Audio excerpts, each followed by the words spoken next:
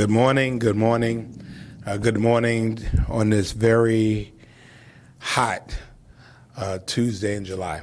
And thank you to our media partners for joining us, and for those joining us on social media at Mayor Johnson SAV and City of Savannah, and of course, our award-winning SG TV. For those watching the stream, if you have questions you'd like to ask this morning, feel free to put those comments on Facebook and Instagram, Mayor Johnson SAV, City of Savannah, and we will field those after our media partners. So, needless to say, it's been a long weekend for our community, and I want to acknowledge first that we understand and we're sympathetic to how inconvenient Friday's boil water advisory was to our residential and to our business customers. It was hard as hell. And the reality was we had to live through it together. Machine-operated processes sometimes have failures. We push 40 to 50 million gallons of water every single day. And so if you do the math, 45 million gallons times 365 days a year, that's a lot of water. And it's an unfortunate fact of our business as a utility provider. We have the best team in the world, and they work very hard to mitigate any problems that may impact water quality. Most days, the vast majority of days, we're not thinking about water. We just use it every day for everything. And I will tell you, they earned their money this weekend. They worked hard the entire weekend. But make no mistake, any issue, mechanical or otherwise, that impacts the quality of the city's services will and has been addressed appropriately. The City of Savannah is the largest water utility in the region. We're the biggest game in town. And so to create potable, which means drinking water, for approximately 350,000 people and 80,000 metered accounts, the City of Savannah relies on a mix of treated surface water from our I&D water treatment plant and groundwater that's drawn from the wells from our Floridian aquifer. Again, you know, when you think about the fact that we process approximately 50 million gallons a day of surface water at our I&D plant, we draw an estimated 18.7 million gallons a day from the aquifer. So together, the city processes and delivers nearly 70 million gallons of fresh drinking water to our customers every single day. In 2024, the Savannah main system supplied 5.5 billion gallons, billion with a B, billion gallons of groundwater and 1.4 billion gallons of surface water to customers.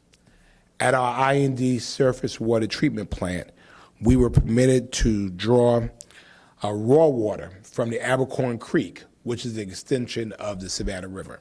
So each day, approximately 50 million gallons of water is drawn from the Abercorn Creek and treated through a carefully regulated process to produce potable or drinking water that's able to drink.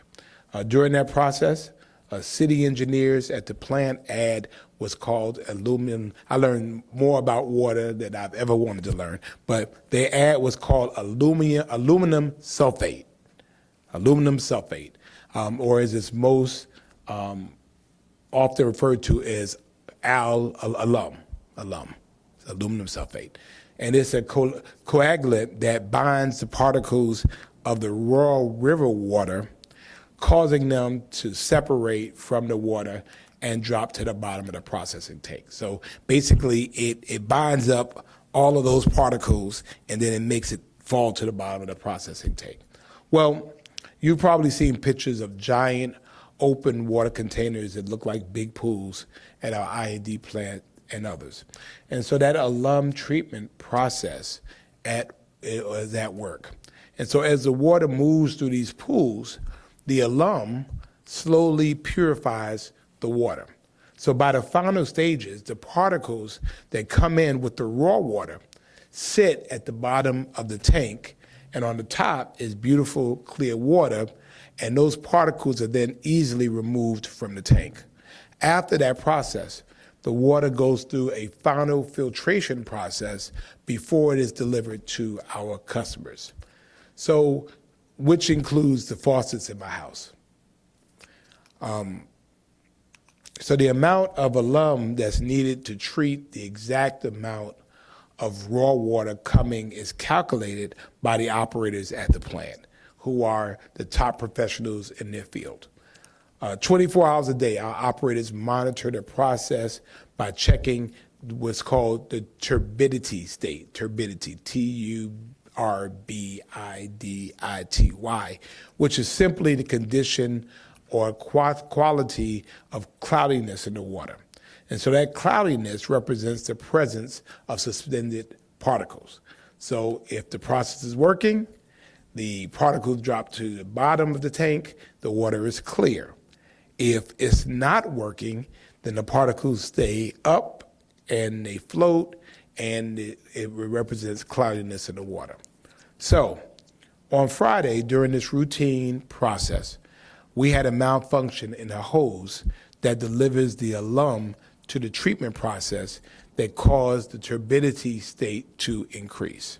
So essentially, not enough alum was added to the water, and the water became more cloudy than it should have been. Understanding that turbidity poses no health risk. However, in the purification process, there is potential for micro growth in the water that is more cloudy. So for approximately 3 hours on Friday, the turbidity state of our water, exceeded the state regulations for safe drinking water due to this malfunction. We identified it. Staff immediately began to respond. Per regulatory standards, the Georgia Environmental Protection Division was notified. And so we did not take lightly the need to issue a boiled water advisory. This is a scientific process that's driven by science.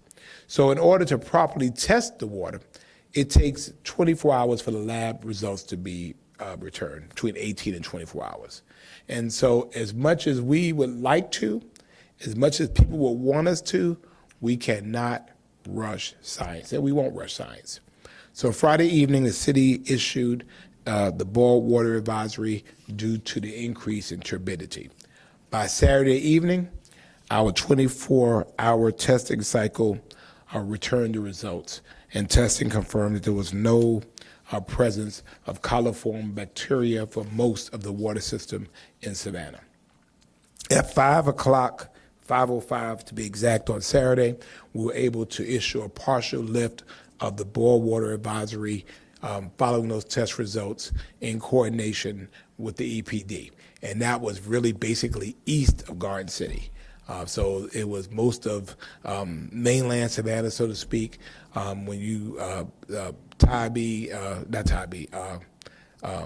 islands that were not affected, Thunderbolt. When you went west, then issues places like Bloomingdale, Port Worth, Pooler, it took a little bit more time. And so due to the time that it takes water to travel from the I&D plant in North Chatham County to our customers in Effingham and Port Wentworth and Pooler, we had to wait another 12 hours for additional testing results, which is why we issued a partial lift of the advisory. We were only able to confirm what we could confirm. By Saturday morning, we had those test results in hand, and we were able, by Sunday morning, we had those test results in hand, and we were able to fully lift the boiled water advisory at 8:02 a.m. All operations at our I&D plant have returned to normal. City staff has returned to routine water quality testing and monitoring protocols. We'll be issuing more information to the public about this incident. For us, there was nothing to hide. I believe that we acted appropriately. Again, this was not something someone else found out. We found it out ourselves. People were complaining, well, when did you know? How did you know? Why didn't you tell us immediately? Because that's not how it goes. It goes from a testing process to a consultation stage.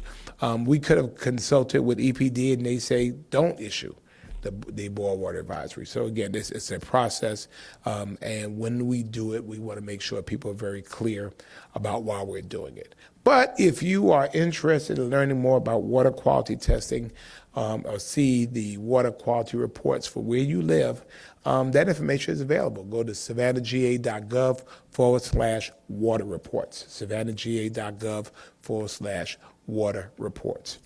Last year, Team Savannah performed over 143,000 tests and procedures on over 160 water quality parameters. Again, we're apologizing for this inconvenience. It's not fun to have a boil water advisory, and we know that it was a rough 24 hours for our residents, our businesses, and customers, and we appreciate your patience while we work through this issue. The vast majority of our citizens took this in stride. I think that we communicated quickly, often, and well. The only bad part about it was that our website crashed because so many people just went on it at one time, and we're working through that issue. But we made sure people knew what we knew. We answered questions. Of course, I did on my Friday night broadcast, and then afterwards I had Jay Melder on afterwards, and then we did a press virtual gaggle that night at the Floyd Adams, at which I was present. And then Saturday, again, added all day long as well, and did not rest until Sunday morning. We hope we don't have to do this again. But the reality is when you move through this much water, I think the blessing is that this does not happen often. This is absolutely the exception and not the rule. Again, I remain quite honored to work with Team Savannah. These are professionals, and I'll tell you that they worked hard this weekend. City Manager Jay Melder, Chief of Water Resources Ron Fellner and his team, Chief of Information and Public Affairs Joe Shearhouse and his entire team, to include our marketing and communications team, again, pushing information out. All of our staff, again, they worked so hard and diligently through this weekend to resolve this issue and communicate the issue to the public. So I'm grateful for them. I told Jay I was going to have a toast of water out of my tap. I did. Matter of fact, I took a couple of swigs of it. So God bless water, and God bless Savannah's water. I also want to make notice to the public. I had to run to Washington yesterday and came right back. But there are growing numbers of COVID-19 infections. The Rona is back. And the CDC reported on August 12th that the estimated infections are growing in 34 states. According to their data issued a week ago, our Georgia trends have not yet been estimated. However, 3 of the 4 states that touch Georgia, South Carolina, Tennessee, and Alabama, all have growing numbers. It's been 5 years, if you could believe it, since COVID-19 was first presented and became the vernacular of the day. We remind our folks the best protection remains the COVID-19 vaccine, regardless of what anybody says. The CDC recommends that adults ages 18 or older to get the most recent vaccine available. This is especially important if you get the vaccine if your age is 65 and older and are immune compromised. I will tell you I have had every single COVID vaccine, and y'all know how I feel about shots, but I don't want the Rona. I don't want it. So, that's why I take it. I don't want the Rona.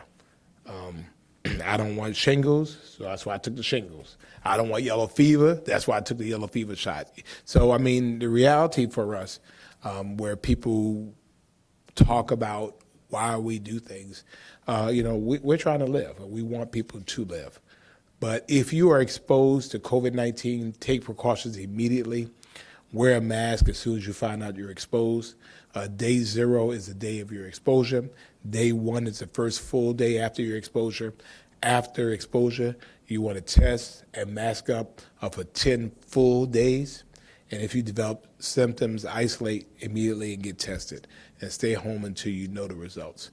We want you to do this not only for yourself, but do that for the people you love, the people that you like.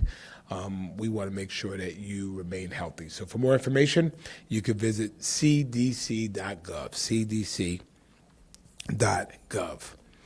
In better news, I'm very happy and excited this morning to announce the launch of a new initiative after hearing from our residents, and we're calling it the Pothole Patrol. Not Paw Patrol, but Pothole Patrol. Last year, Street Maintenance Department, we repaired 992, almost 1,000 potholes, and 790 utility-related roadway cuts. So to clarify what a pothole is, a pothole in industry terms refers to a roadway failure. Unpaved cuts or sinkholes are related to utility work under the road. For folks that have been in other places like me, we live with potholes. It is where we are. So, I mean, we have potholes, but folks don't know what potholes are for real. But potholes here are unacceptable. The city's annual pothole repair numbers have remained consistent each year. However, our utility-related cuts have doubled. So we restructured our approach to these two types of repairs to improve our response time. So this fall, the Transportation Services Department will unveil our brand new pothole patcher truck. And we approved the purchase for this vehicle in June. And we have it, and we're ready to get it going. The city has also teamed up with the Savannah-Chatham Public School System to officially name the new pothole patcher truck.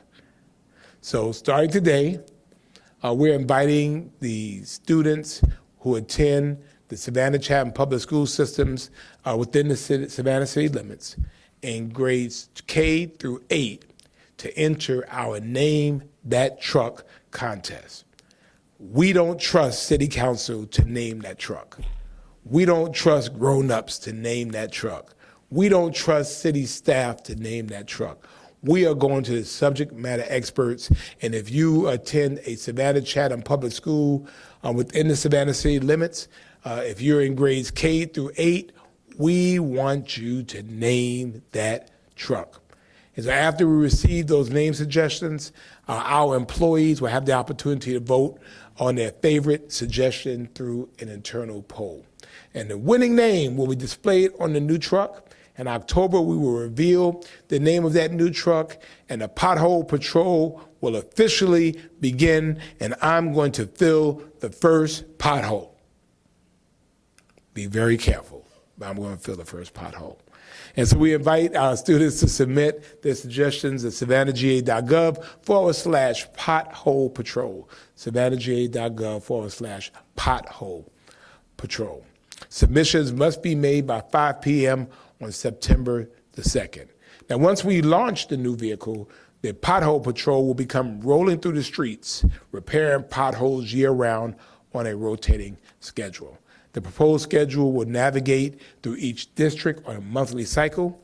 In January, they'll patrol the east side of District 1. In February, the west part of District 6. In March, the north part of District 3, and so on and so on and so on. This scheduled patrol will ensure comprehensive, complete coverage. It will improve consistency and response time, and it will make our roadways much smoother to travel on. And of course, we want you to report potholes. And so people do call 311 and report your potholes. And yes, when you report it today, it's not going to be fixed tomorrow. I mean, just straight up. I mean, it's just not. But we will know about it and we'll be able to get to it. All right. And I'm also excited today to announce that the second semester of another our new initiative is about to start, and we call it the Community Advancement Leadership Institute, or CALI, will officially launch its second semester in September. Registration is now open for all classes. CALI provides free and affordable community-centered training and events. It focuses on career advancement, youth leadership development, nonprofit trainings and development, and more to equip residents and organizations with the tools and skills necessary to succeed and contribute to the community. Semester 2 features classes about preserving community history, leadership and environmental sustainability, nonprofit decision-making and accountability, nonprofit fundraising, culinary kitchen classes, professional training workshops, and much, much more. To find a full list of offerings this fall and to register, visit savannahga.gov/CALI, C-A-L-I, savannahga.gov/CALI. Also, I want to encourage everyone to join staff for the second Speak Out Savannah event on this Thursday, August the 21st, hosted by the city's Office of Budget and Management. If you have not already, visit savannahga.gov/budget survey, because we want your input on what priorities the Savannah City 2026 budget should have. As our team continues to work on the FY26 budget in preparation for presentation to the Savannah City Council this year, we're asking for community input on those decisions. This August 21st event is an opportunity for our residents to come out and provide that input in person with a paper survey, talk to staff, ask questions, and learn about the intricate ballet that our city's budget team and staff and council have to go through every year. The Speak Out Savannah event will be held at 10 a.m. at the J.A. Colonial Group Discovery Center on the Georgia Southern Armstrong campus. We operate a fiscal year running from January 1st to December 31st, and by law, unlike Congress, the City Council must pass a balanced budget by the end of the calendar year. In November, we'll hold meetings on next year's proposed budget. And I'm really looking to create more opportunities for people to engage. We know 10 o'clock a.m. may not be very convenient. We'll create opportunities for people to take advantage, not only in person, but online. And so take the survey, online, in person. We'll create paper copies, and we want you to be a part of the decision-making process for next year's budget. It's our money. It's our city. And it's everybody's voice that matters. And so we want to hear what you have to say. Saying it on social media doesn't necessarily get heard. Saying it where it needs to be said gets it heard. So we want you to speak up and speak out. And finally this morning, we are in hurricane season. In fact, the next 3 months are historically the most active for Savannah. At the last update, the National Hurricane Center reported that Hurricane Erin, now a Category 3, with sustained winds near 125 miles per hour. Right now, the track, as you're probably aware, will stay offshore and turn north this evening, passing by Savannah. Portions are expected to hit North Carolina. And so we think and we're praying for our friends on the Outer Banks of North Carolina. Last night, Erin brushed the Bahamas, whipping up waves and tropical force winds on the islands. And so we think about them as well as our fellow countrymen in Puerto Rico who are experiencing heavy rains and flooding as well. But even as this hurricane passes, which will cause some ancillary issues, currently the National Weather Service has issued a hazardous weather outlook for our area that includes a high surf advisory and a rip current statement. The high surf advisory is in effect until Thursday morning, and large breaking winds up to 6 feet are expected along our beaches, which will create very dangerous swimming conditions. The rip current risk remain in effect until this evening. Rip currents can sweep even the most experienced swimmers away from the shore into very deep water and can be very powerful. we just want folks to stay out of the water, particularly if you're an inexperienced swimmer. But we've seen even very good swimmers succumb to rip currents. And so while the anticipated path of Erin is good news for Savannah, it's a reminder to us that now is the time to prepare for when that major hurricane has our name on it. So last year, as you know, our experience was from the Gulf. We didn't have really any Atlantic hurricane activity to our front, but it was coming from our back, which was wind challenges. But we want you to begin prepping now for the worst case scenario. Make sure you have what you need. Make sure you have insurance. Make sure you pay up your flood insurance. Make sure you get renter's insurance if you need it. I just paid up my flood insurance last week to make sure we're ready to go and my house is protected. And so we want to make sure you're very, very clear. And for those in our community that need assistance evacuating, I want to remind you of a very important resource. The Georgia Department of Public Health's Hurricane Registry. This registry is for folks in our community who do not have the ability to evacuate on their own, and they have no one else to help them evacuate. So these are the most vulnerable among our most vulnerable. So this can include residents with functional needs or health care conditions that limit their ability to travel independently, or folks that require paratransit transportation. For those people, or for people who help them, people who love them, I urge you to sign up today for our evacuation registry. It is imperative that you sign up before a hurricane comes our way. For folks that have ailing parents, in town or out of town, go ahead and get them signed up. Even if you think you may need the service, even if you're not sure, go ahead and sign up. You could always back out from the service later on if you have another way to get out. But once the registration is closed, you can't take advantage of this service for the approaching storm. So go ahead, learn more about it, sign up, visit coastalhealthdistrict.org/registry, coastalhealthdistrict.org/registry. We're asking our health community, our faith community, go ahead and let's get that done. coastalhealthdistrict.org/registry. So that ends my prepared remarks. If you're joining us on social media and you have questions, feel free to add those questions to our live comments on Facebook and Instagram. I will get to those at Mayor Johnson SAV on Facebook and Instagram, and of course, SavannahGA.gov. I will now take questions from our media partners, and it must be hot outside because Mary Landers has shown up. Let me get a drink of water because this is serious that Mary Landers has shown up. I mean, hold on. As the mayor mentioned, I am Mary Landers. I'm with the parents. I have a couple of questions about the water situation. How did I know that? Yeah, it wasn't the weather. So do you know when the last time the city had a citywide boil water alert? I was thinking it might have been 2023. I'll check it to see. It might have been even longer than that. We'll find out. It's been a while. Again, this doesn't happen often. Now, sometimes a couple of things that happen. It might be partial. We know some of our surrounding partners, some of the private communities have had those. It's just it's a function of owning a water service. We've had sewer spills lately that's happened even more frequently because when it rains so much, it overflows the sewer systems, it rises up.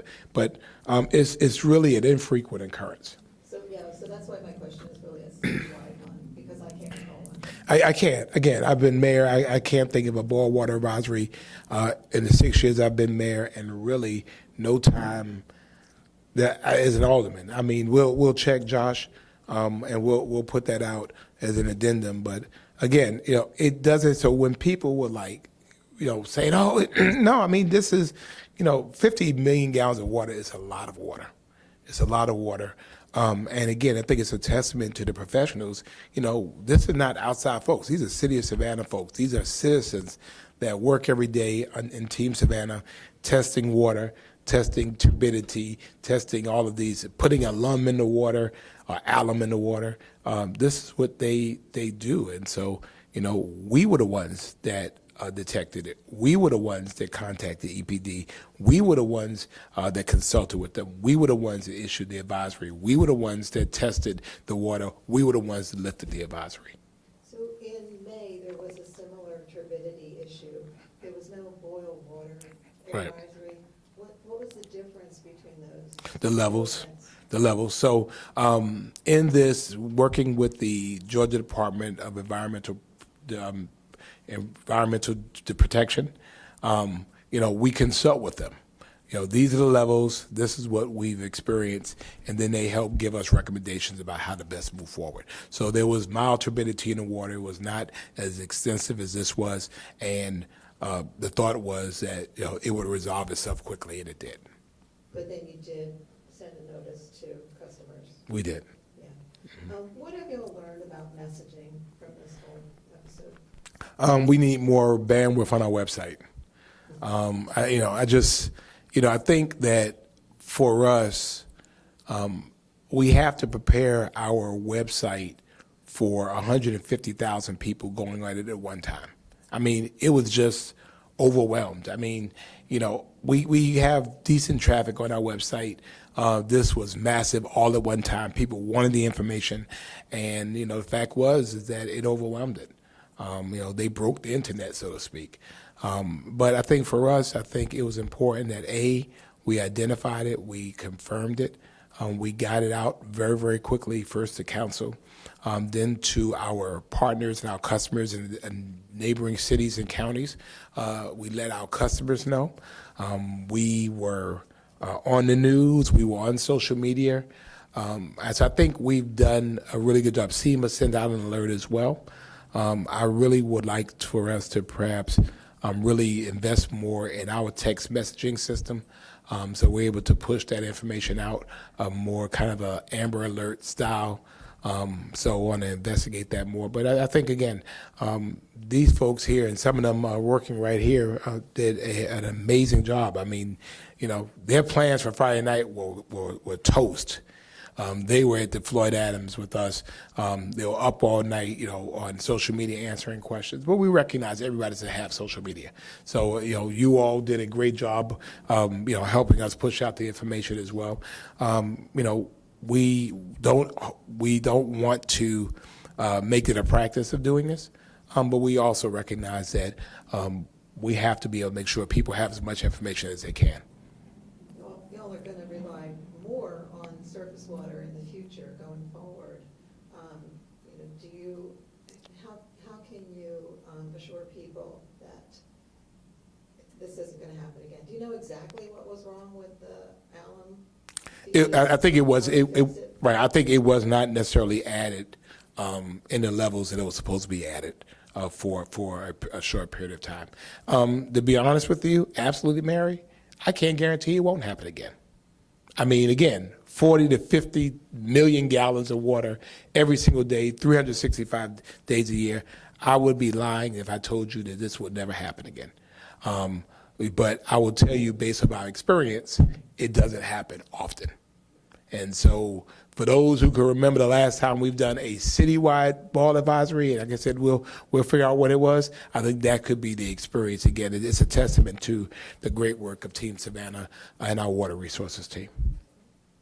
Thank you. Come more often, not just when we have, do we have to have a boil water advisory for Mary Landis to come out? Hi, Mayor. Good morning. I wanted to touch on just two quick things. First, former Atlanta Mayor Keisha Lance Bottoms, are you meeting up with her today? And what's some of y'all's plans? I am. Mayor Keisha Lance Bottoms is a good personal friend. We have COVID scars together. We were COVID mayors at the same time, worked closely together, and we've maintained very close relationships while she was at the White House and the Democratic Party. She's coming to Savannah. I'm glad she's coming. She's running for governor, and so it's important that folks that want to be in the gubernatorial seat remember that Savannah and coastal Georgia plays a role in making that happen. And if they want to be a factor, they're going to have to come and talk to our folks here in Savannah. And so I'm excited to see her again, and I'm glad she's coming. What are y'all's plans while you're down Well, I think we're going to visit some local businesses and meet some folks, talk to some folks, and then have a meet and greet reception this evening. And then another question for you, what kind of update could you give on the Olympia Cafe's lease? What's the city's role in the lease? How is this process playing out? And then if the renovation plans for the Gamble building have had any impact on that? All right, let's try it again. You asked like a bunch of questions right then and there. What could you tell us as far as an update with Olympia Cafe? Okay, so I think I talked a little bit about that last week. I think that the Olympia Cafe, as you know, is loved by everybody. I've eaten there often. The owners are friends of mine. The city of Savannah owns and operates the land and the Thomas Gamble building.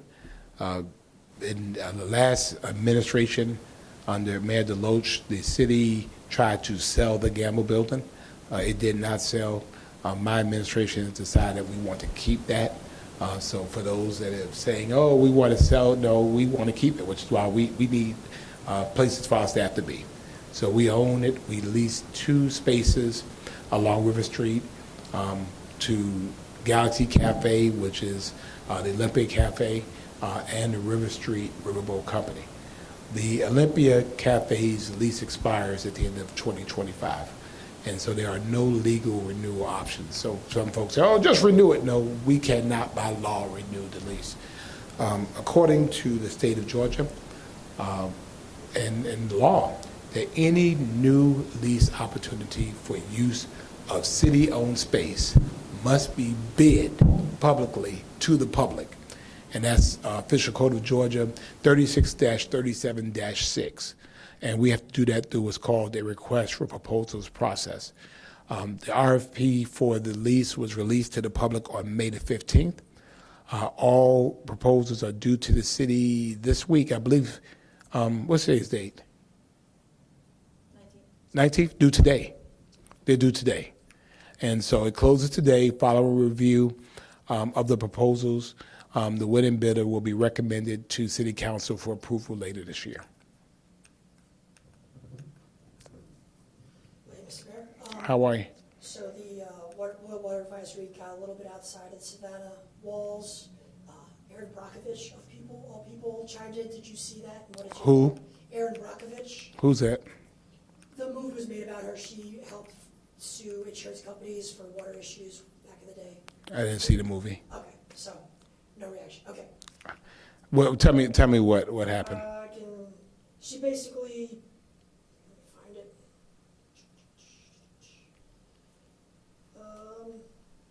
It says common sense goes a long way. I'm just reading what she wrote. If the city just cranks up the chlorine, they might feel better, but they actually make things worse. Simultaneous compliance with the surface water treatment rule results in dangerous levels of disinfection and byproducts, which cause more lead and copper leaching. Savannah, call me. This is not going away overnight. We need to talk. Well, it didn't go away overnight, and we didn't add chlorine to the water. So, obviously, I don't know what her qualifications are, but obviously we agree. We didn't add chlorine. I think adding chlorine would make the issues worse. It didn't resolve itself overnight. So I guess we're good. I guess I need to go see if somebody need to take me to the movies. Is it on Netflix or something? Came out in early 2000s. It's Well, I guess Julia Roberts plays her. Oh, Yeah. okay. Well, so all right. Well, I'm on Netflix and chill and watch Aaron Brockovich. Okay. I have a question about the Weeping Time site, and I'm going to read this as well. Apologize. The site where the Weeping Time took place has been listed for sale. It's described as industrial land development opportunity. Advocates have told us that the city or the county, they would like the city or the county to acquire the property. What are your thoughts? Personally, without really talking to anyone about it, again, it's a huge parcel of land, We also know that the actual sale did not occur on the entire property. Personally, I think we should, if we're available, to be able to acquire at least a portion of it or the portion where the sale took place. It depends on what, if there's opportunities for subdivision and what's involved in that. I mean, again, we know even for those who were advocates who swore up and down that the adjacent property was it, and we knew it wasn't. This is the genuine article, so I'll be interested in pursuing that further. I think that the significance of the property cannot be understated. It's been under private ownership, forever, and so it's worth looking into. Is there any opportunity of getting like historical designations or anything like that? I'm not sure we could do that for someone else's owned property, for private property that's owned. So again, I think there are some conversations that need to be able to occur, and then again, depends on what the current owners are trying to do with it. Thank you. Good morning. Good morning. Circling back to former Mayor Lance Bottoms, what do you think her campaign means for Savannah and coastal Georgia specifically? Are there particular issues facing Savannah that you think she is best positioned to address as mayor? As governor, I'm sorry. Well, I think that we've had the opportunity to work very closely together. She's been a mayor. She's been a mayor of our capital city. That provides some context of understanding what cities go through, what cities' needs are. Georgia has 537 cities. That's, we have 159 counties, but there are more cities than there are counties. So I think, whoever the gubernatorial victor is, they need to be able to understand the challenges that cities face. So she uniquely has that quality. She's also worked for the Biden White House, working directly with cities, so she understands that federal process. And she's also worked in the court system, but she was a judge in her former life as well. So I think she brings a unique skill set. My role here is to make sure that whoever wants to run, whoever wants to be the nominees on both sides, that they come and they spend some time here talking to Savannahans. Savannah is a major driver in the electoral space. No longer is it just within the beltway of Atlanta, Metro Atlanta. So they need to come and find out the things that are important to us here in Savannah and coastal Georgia, which are different. And I think you don't get that from doing it in Atlanta. You do it by coming here, talking and meeting with people. And I hope that all of the candidates will do that and then let the chips fall where they may. Good morning, Mayor. Good morning. Evan Lassiter, Savannah Morning News. So you don't have Batman Robin going on today, double teaming me? Not today. All right. I want to go back to the Highlands rezoning from council last week. Wondering if you could, explain why it is you think that growth out there has kind of exceeded services like road infrastructure, parks, and if, you specifically are looking for other remedies beyond SPLOST to help support some of that, maybe money in the budget for the park, things like that. Yeah, so I think that, and again, I have a unique vantage point. I represented that area for 16 years as alderman for District 1. I've spent a lot of time out there. I remember when it was just forest. And for a while, nothing was happening, and then everything started happening. Very big time, a lot of houses. They were subdividing quickly. There were owners of different parts. It was just happening. And we really struggled to keep up.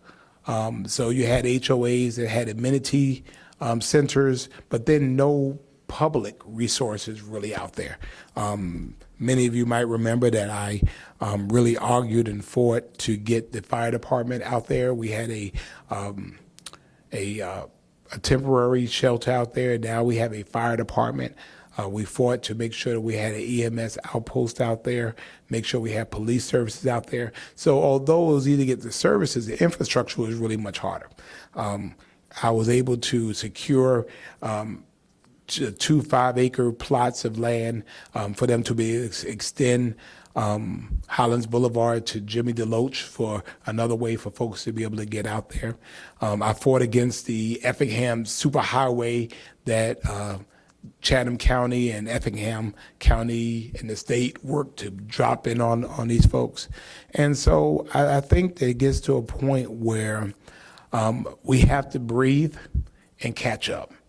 And so although I was disappointed with the vote, which I thought was somewhat short-sighted and did not take into account what these residents are saying. I think I didn't get that they did not want it. And again, for the petitioner, I get it. He's just trying to do the best he could.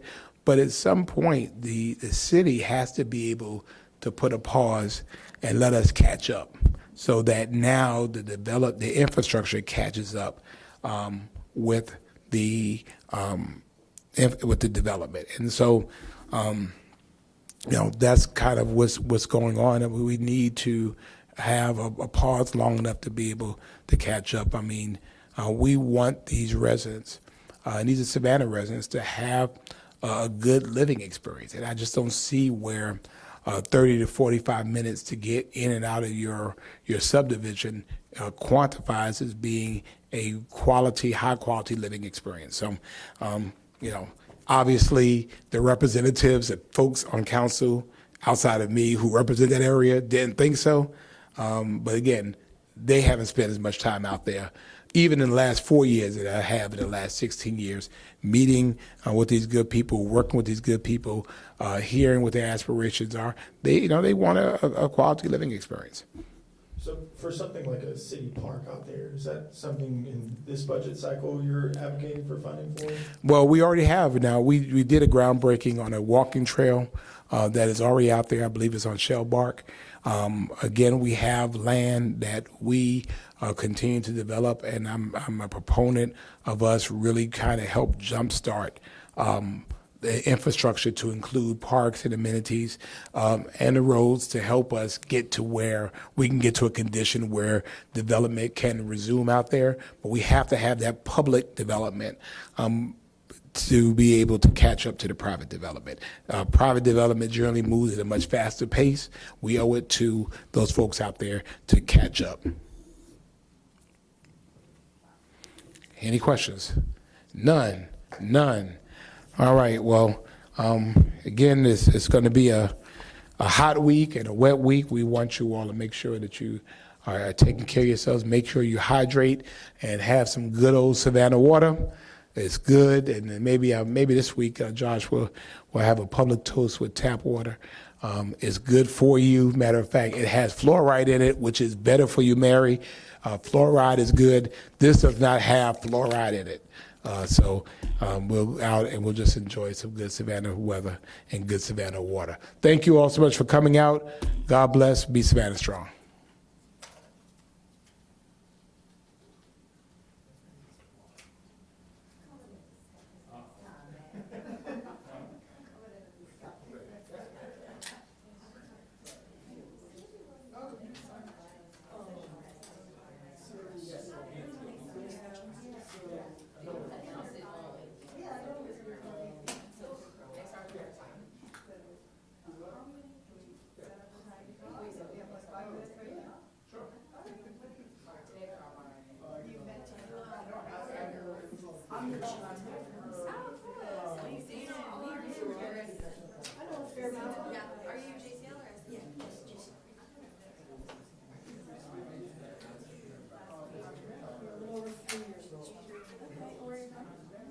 Originally New Jersey.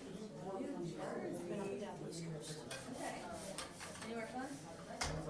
4 years in DC, 12 years. I bet that's crazy though. Yeah. Yeah. I might need your help again taking this thing out. So sorry. Oh,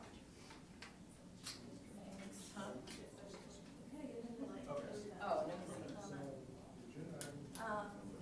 Okay, so 3 years here.